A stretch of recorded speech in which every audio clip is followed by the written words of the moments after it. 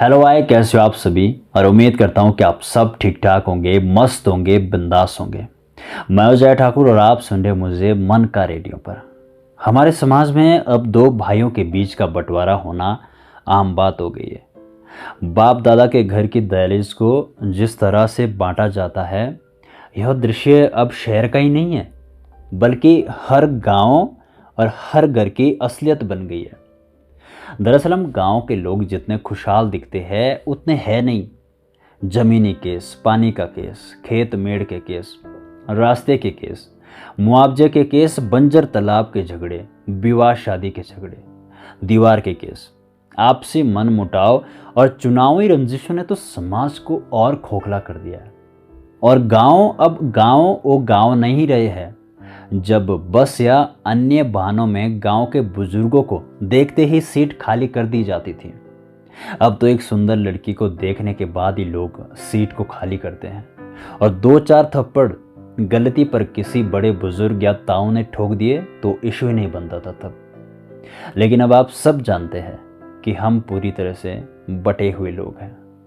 गांव में अब एक दूसरे की उपलब्धियों का सम्मान करने वाले, प्यार से सिर पर हाथ रखने वाले लोग अब बहुत मुश्किल से मिलते हैं, मानो लगभग गायब से हो गए हो।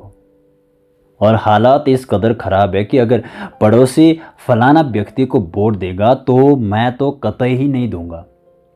इतनी नफरत कहाँ से आई है लोगों में, इस सोचने और चिंतन का विषय है। संयुक्त परिवार अब गांव में शायद एक आधा ही है। लस्सी दूध की जगह यहाँ भी अब ड्यू, कोका कोला, पेप्सी पिलाई जाने लगी है। बंटवारा केवल भारत का नहीं हुआ था, आज़ादी के बाद हमारा समाज भी बटा है।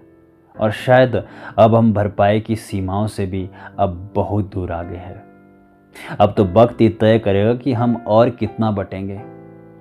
यूं लगने लगा है जैसे हर आदमी के मन में क्रोध और लालच भरा हुआ है।